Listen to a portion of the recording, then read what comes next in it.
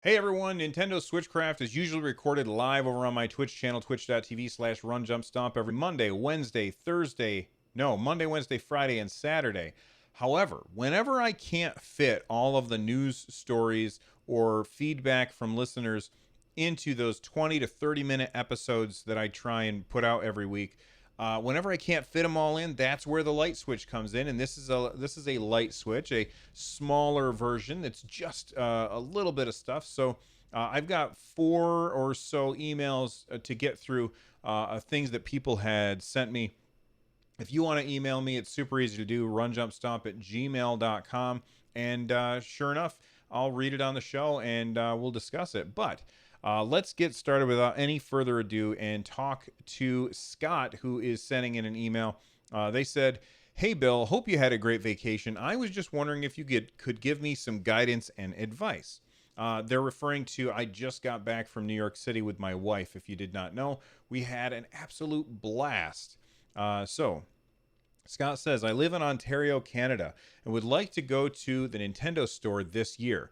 One of my questions is, where did you park your vehicle? Is there a parking lot nearby? What hotel did you stay at, and how far was it from the store? And did you Uber from the motel?" Okay, so here's my answer to all of those questions.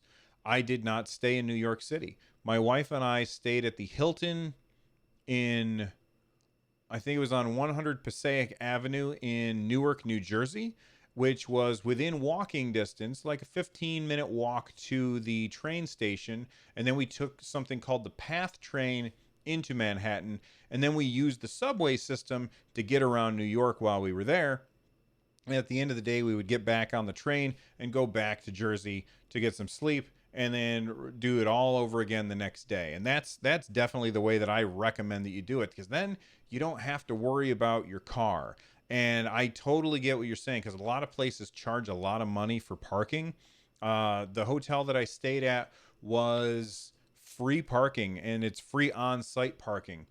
So that was really, really awesome, and that's the way that I would recommend that anybody does it if they're going to go to New York. The last thing that they need is more cars on the road in New York City. The traffic is insane, and I could not imagine how stressful it must be if you're not used to it to drive in New York City. I know that there's a lot of people who live in New York City, obviously, and they drive every day. But if you're somebody like me who uh, you know, lives on a two-lane road, and there's no traffic. I don't have to worry about traffic. If I have to sit in at the exit to my driveway for more than 30 seconds to pull out of my driveway onto the road, then that is a heavy traffic day.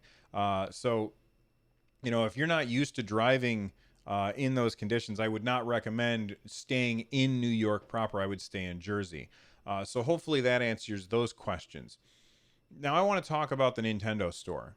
My wife and I, we went to the Nintendo store. She humored me and said, actually, she told me, "You're going to be disappointed," and she was right. It was disappointing. I would not, unless you're, don't go to the Nintendo store unless you're already in New York for a bunch of other stuff, because it was just kind of lame. There were some amiibo, there were some Switch kiosks. I can play all these games at home. It was cool to see the big statue of Link. It was cool to see the giant statue of Mario on the flagpole, but other than that, there was nothing exciting about it. And I was like, oh, maybe there's something cool on the second floor. Excuse me. There's nothing cool on the second floor either. It was just, they did have this one display that showed like all of the different Game Boys and stuff like that, all the different hardware. Like, for those of you who don't know, this orange thing on the screen behind, or on the shelf behind me, if you're just listening to the podcast, then you don't know what I'm talking about. But if you're watching it on YouTube, the orange thing is the TV Game 6, which is an old Nintendo console before they put their name on their consoles. Um, they had a TV Game 15 there, which was cool. The difference between the 6 and the 15 was the controllers were detachable.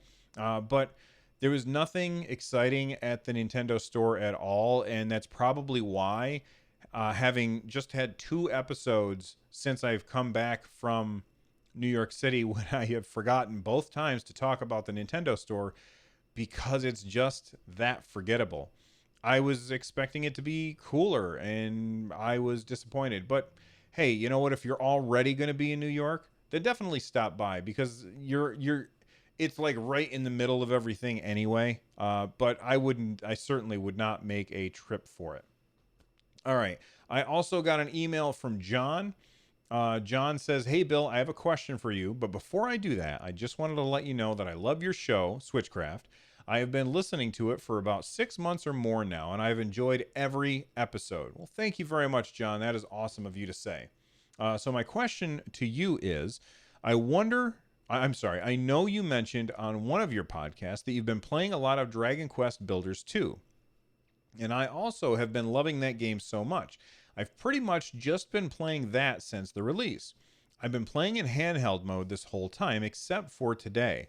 I noticed that there it seems to run slower when docked. I'm not sure what the frames per second are, but I can definitely tell it's slower than in handheld. Have you noticed this as well? If so, have you heard any updates that fix this soon?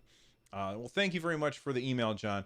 No, I had not heard about that. I know that people complain that the game has a lower frame rate, but the game also has a lower frame rate on the PS4. It's not as bad as it is on the Switch because the PS4 is more powerful, but it definitely has. It doesn't have a steady frame rate the whole time, and the reason for this, I think, is because the draw distance is just too large. They gave you a very high draw distance, which lowered the frame rate. I think it would have been better to give the player the option to change the draw distance. So, and if you don't know what the draw distance is how far away objects are from you before they are drawn on the screen. And the further away that it is, the better it's going to be, but it's going to use up a lot more resources. And the game is a very, very CPU intensive game. All of the calculations that it has to do about where, because it's a voxel based game. You've got all of these little bricks that you've got that are everywhere, and each one has its own properties, and you have to keep track of all that stuff, plus where all of the monsters are. And while it looks great, it's going to have a low frame rate because the draw distance is so large that the game has to keep track of all that stuff. Do I know anything about a patch for that? I've not heard anything. I personally have only played the game docked. I've not played it in handheld at all. I don't think. My son has played it almost exclusively in handheld. So, maybe I'll have to ask him about it. But I've not had any issues where I've really noticed. But then again, frame rate always, like, I've never really been somebody that frame rate issues jump out at me. I tend not to notice that stuff. It doesn't really bother me as long as it's not all over the place. What I would prefer is if they're going to have a low frame rate, lock it at a lower frame rate and leave it there. Because if it's locked at a lower frame rate and the frame rate never speeds up and never slows down and just stays at a steady frame rate the whole time, you just get used to it. The thing that when people notice is when the frame rate is unsteady. When it's at 30 frames per second. Well, now it's at 20, and then it's back up at 30. Just lock it at 20, and it'll be fine. That's what I would do. But maybe give us the option to do a frame limiter. Give us the option to change the draw distance, and people will find whatever works for them. And I think that it would be good if Square Enix did that for Dragon Quest Builders 2. Do I expect them to do that? No, I don't expect them to do that because the game is getting wild praise, and a lot of people aren't really complaining about the frame rate. If it's something that bothers you, then that sucks. Now, you might be wondering, well, how come it happens in docked mode, but it doesn't happen in handheld mode? And the reason for that is because when you dock the Nintendo Switch, there's a chip in the Switch, or there's something in the Switch that says, "Hey, we're docked." That means we don't have to conserve battery life anymore. So let's upgrade the resolution and everything so it looks better on a TV. So they bring it up to 1080p or whatever it plays at. I don't know what the resolution it plays at is, but they bring it. They increase the resolution, And that means that the Switch now has to work even harder to achieve the same results on a TV than it does in handheld mode. I'm not sure if it's ever going to be fixed, but you are not wrong. It's a fantastic game. Um, I don't know if it'll be fixed, but fingers crossed. Maybe at some point that'll happen. All right. Before we go any further, let's take a second. We'll thank our sponsors. And when we come back, we've got more emails. Stick around. Oh my goodness, that was fast. I went to take a drink and I couldn't. All right, here we go. We got an email from Charles. Charles said, not much to say, just putting this out there. I really hope at BlizzCon this year, and for those of you who don't know, that BlizzCon is Blizzard Entertainment's annual convention where, World of Warcraft, Diablo, and StarCraft, and Overwatch, and Hearthstone, all that stuff gets talked about there. I really hope at BlizzCon this year they announce Overwatch on the Switch.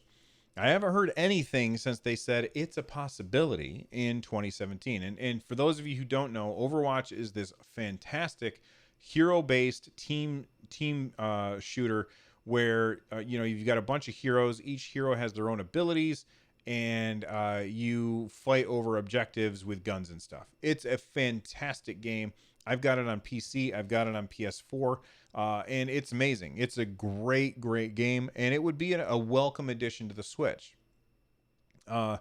When the Switch was first announced, or first came out, every developer was fighting off people saying, hey, are you going to make a Switch version nonstop? And Jeff Kaplan, he's the guy in charge of Overwatch. He said definitively, look, we support Overwatch on the PC, on the PS4, on the Xbox One, and those three platforms take up so many resources just to make sure that all three are running and get the same patches on the same day, and that things work across all of them. And I will say this about Overwatch: it has that Blizzard polish. They're not going to ship it on the Switch if it's not great. So he said all of these things are really hard for us to do. So adding a fourth platform to it would be really difficult and taxing on our resources. And it's probably not something that we're going to do. Fast forward, the Switch blew up. It sold 37 million copies so far. And Nintendo is predicting that it's going to sell up to 55 million by the end of the fiscal year, which is not that crazy. I predicted 45 million. Nintendo is predicting 10 million higher than what I predicted. And honestly, that's the thing that's surprising to me, is Nintendo is a very conservative company. They don't like to make set targets that they don't think that they can hit. So my guess is that Nintendo really thinks that they're going to be more than 55 million by the end of the fiscal year. And only time will tell. But that's bananas how many Switches have sold.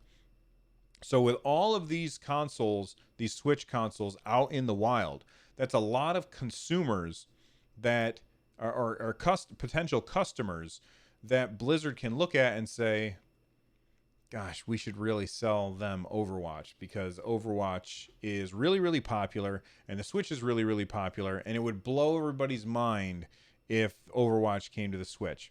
And, people keep asking Jeff Kaplan about it. And sometime in 2017, Blizzard said, it's a possibility.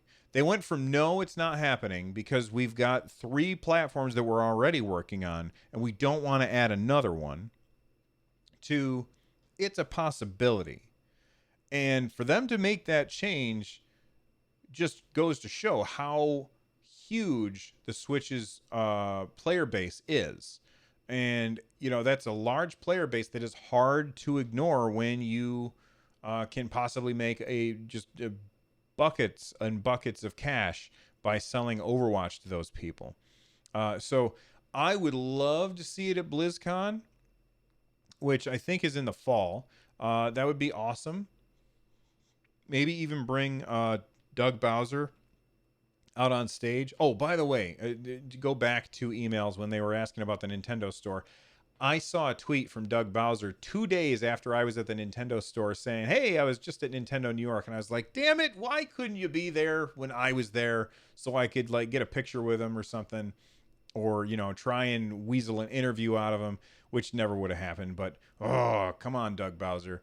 But anyway, it would be awesome to get Doug Bowser to come out on stage, or Shigeru Miyamoto, or Mr. Koizumi, to get somebody from Nintendo to come out on stage and say, "And by the way, we're going to be bringing you Overwatch to the Switch." I think that would be really cool.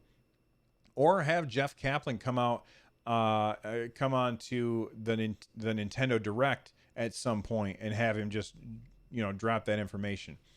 Blizzard already has a good relationship with Nintendo. Diablo is selling really, really well on Nintendo Switch. So I think that there's definitely a possibility, although it's much lower than their other properties, just because somebody's at my door. I'm going to ignore that. Just because there are it's very taxing to get all of the different platforms running on the same version of the game all the way across. And that's something that Jeff Kaplan has said is very, very important to them. All right, let me take a drink real quick. All right, I also got an email from Joel. Joel says, "Hey, Bill, I heard you talking about 8-bit dough. For those of you who don't know, 8-bit dough, they make controllers.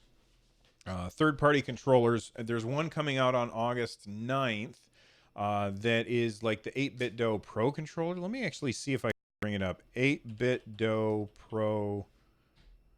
Let's see if it can come up on the screen here. Where is it? All right, I can't look for it right now. I can't find it, but that's okay. It basically looks like a Pro controller, except instead of having the joysticks offset like an Xbox controller, they have the joysticks parallel like a PlayStation controller. And it looks like it's pretty comfortable. I actually really like the PlayStation controller, so I think that that's a good idea. So I ordered one, and it should be here on the 9th, and look forward to a video there. If you haven't already subscribed on YouTube, make sure that you do that, youtube.com/runjumpstomp. And if you are watching this on YouTube, don't forget to like the video and subscribe and click the bell and all the other YouTube stuff that people ask you to do. All right. Back to the email. He said, "Hey, Bill, I heard you talking about 8-bit dough, and I heard nothing but wonderful things about their controllers. So I bought an S30 Pro for around $35. The D-pad is horrid. Playing one of the Shantae games, you have to run in one direction and then quickly switch to the other direction in order to activate a power. But when I switched, Shantae would duck. It was super frustrating. On Tetris 99, I would be trying to move a piece left or right, and it would suddenly drop, costing me the game. I emailed them. They offered to repair it under warranty if I sent it to China, which would cost around $23. That seems awful. That's a complaint a lot of people have with the Nintendo Switch Pro controller. A lot of people don't like the D-pad, and I have experienced that problem with the D-pad, but I don't play a lot of D-pad intensive games, and when I do, I tend to use my Joy-Cons instead because I like the D-pad on the Joy-Cons. But that sounds awful, and the idea that you would have to mail it to China and pay $23 for that is ridiculous. So what I would do is I would just say, I'm going to return this and get my money back, and then maybe buy another one. Maybe the next one won't be defective. I'm not sure. I think that sounds awful. Joel continued and said, "There are pockets of people complaining about this online, but so much praise out there that the complaints aren't noticed." Okay. Well, I guess what I have to say is not everybody's going to have the same experience, because possibly a lot of people are praising the controller, and I don't know because I don't have an SF30 Pro, but maybe a lot of people are praising the controller because they aren't D-pad gamers. Maybe they're gamers that use the joysticks or something. I don't know. I know that, what's really weird? My son hates D-pads. He likes to use the joysticks. He uses the joysticks for just about everything. Even when he was playing Super Mario Maker, he was using the joystick instead of the D-pad. And I kept saying, no, you want to use the D-pad for this. And he's like, nah, I'm going to be fine with the joysticks. It's just, it might be a generational thing. It also might be whenever you make a large number of things, there are invariably going to be problems with some of them. And if they made lots of them, then here's how I want to say this. Let me get my thoughts around this. Okay. The fact that the people, there are pockets of people complaining about this online, those people are going to be very vocal. If they got a bad one, they're going to be very vocal about it, because people who are happy with it, with whatever product they get, they tend to be quiet and not say anything. So the fact that there's so much praise out there about the 8BitDo controllers tells me that they must be pretty damn good controllers. And those pockets of people are, my guess, going to be a very small minority, but they will be a loud part of the minority because they are expecting it to be awesome, and it's not what they expected. Now, the idea that you have to send it to China for $23 is just stupid. And 8BitDo needs to do something to fix that. What I would recommend is, if you're going to buy it, if you're going to buy one of these, buy it through Amazon. In fact, you can use my Amazon affiliate link if you want to support the show. But even if you don't, buy it from Amazon, because Amazon has a ridiculous return policy. Anything that you don't like, you just send it back and they give you your money back. And even now, if you've got a Kohl's store nearby, you could just take the item to Kohl's and say, I'm returning this to Amazon, and they will take care of it for you. So you don't even have to like box it up and ship it anymore. It's crazy. So I would say, I would return this one, because it sounds like you got ripped off. And if you're going to take another shot at it, buy it again, buy it through Amazon. And that way, if you're not happy with it, you can still return it. That would be my advice to you. Anyway, thank you everybody for emailing into the show. Again, if you don't know the email address, runjumpstomp@gmail.com. If you want to tweet at me, runjumpstomp on Twitter. If you want to become a part of the community, you can join our Discord. There's lots of people over at our Discord channel, runjumpstomp.com/Discord, and watching the show live. There's people here watching the show live on my Twitch channel, twitch.tv/runjumpstomp. If you want to be, if you want to support the show, runjumpstomp.com/thank you. And for more shows like this, check out runjumpstomp.com/shows. I'm out of here. You guys stay awesome. Thank you so much for listening. And the music you're hearing right now is Corneria Star Fox Remix. I'm out of here. You guys have a great one. Bye-bye.